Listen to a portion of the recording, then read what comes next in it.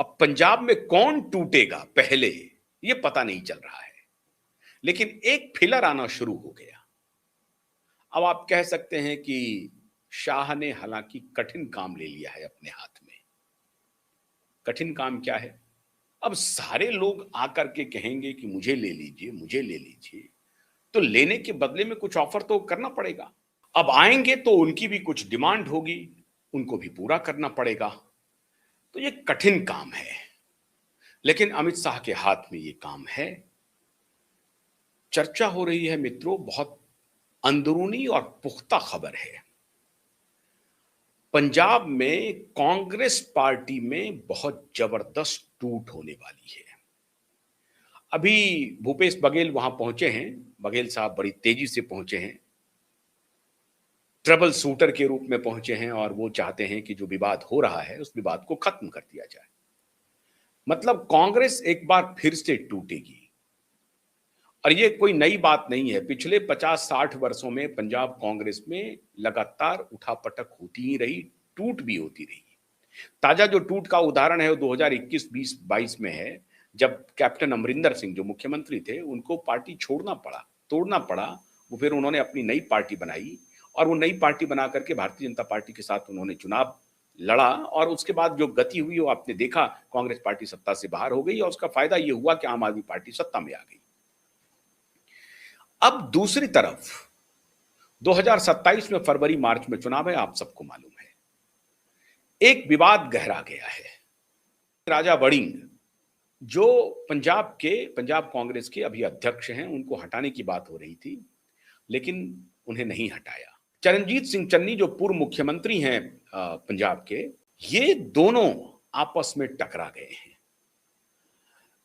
एक दिन पहले चरणजीत सिंह चन्नी अपने 5 विधायकों और सैकड़ों कांग्रेस कार्यकर्ताओं के साथ अपना शक्ति प्रदर्शन कर दिया, और उन्होंने खुली बगावत कर दी केंद्रीय नेतृत्व के खिलाफ। चुनौती दे दी एक प्रकार से राहुल गांधी, प्रियंका गांधी, सोनिया गांधी को, कि आपका जो कुछ भी निर्णय होगा वो सारे निर्णय को हम मान लेंगे, ऐसा मुमकिन नहीं है, ये सारे निर्णय हम आपके नहीं मानेंगे।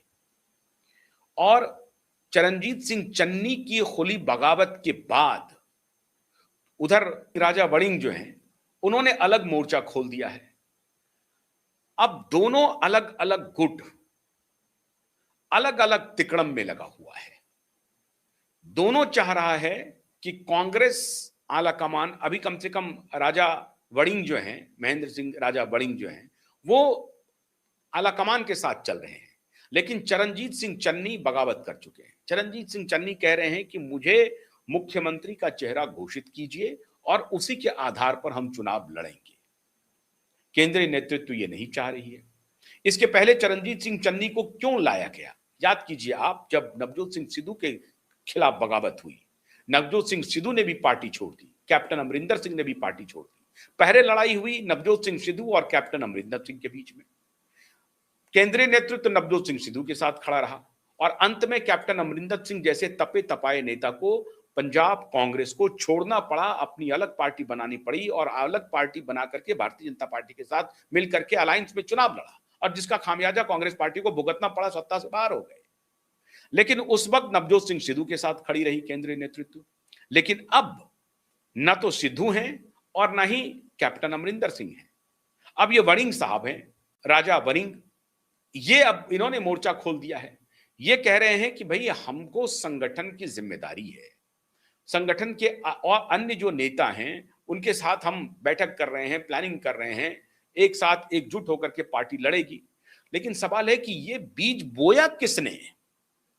जब आप नवजोत सिंह सिद्धू को नीचा दिखा रहे थे, जब आप कैप्टन अमरिंदर सिंह को नीचा दिखा रहे थे, तब आपने खड़ा कर दिया नवजोत सिंह सिद्धू को, और जब नवजोत सिंह सिद्धू को नीचा दिखा रहे थे तो चरणजीत सिंह चन्नी को खड़ा कर दिया।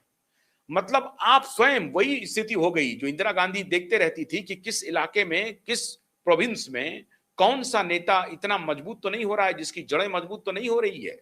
जड़ें मजबूत का मतलब हो वो अधिक पॉपुलर तो नहीं हो रहे हैं, वो हमारी बात को मानने से कल को इनकार तो नहीं कर सकते हैं। क्या ऐसी स्थिति होने वाली है? और अगर ऐसी स्थिति आएगी तो फिर हमारा महत्व तो क्या रहेगा? तो वो अपना वजूद बचाने के चक्कर में जो दूसरा वजूद पा रहा होता था, उसकी भी शख्सियत को खत्म कर देती थी इंदिरा गांधी। ये मशहूर है, ये मैं नई बात नहीं बता रहा हूं, बच्चा बच्चा को मालूम है।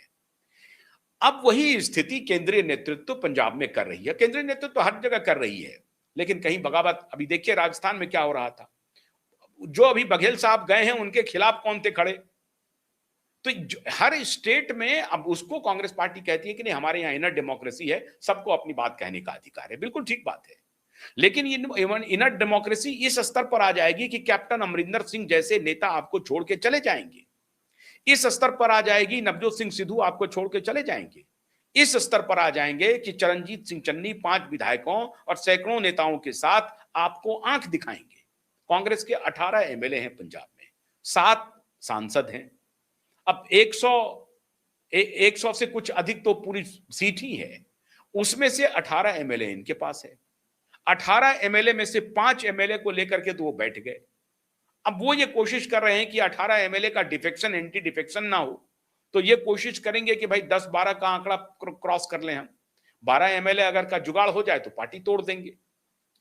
कहने का तात्पर्य यह है मित्रों कि पार्टी में टूट की सुगबुगाहट नहीं, टूट की प्लानिंग चल रही है।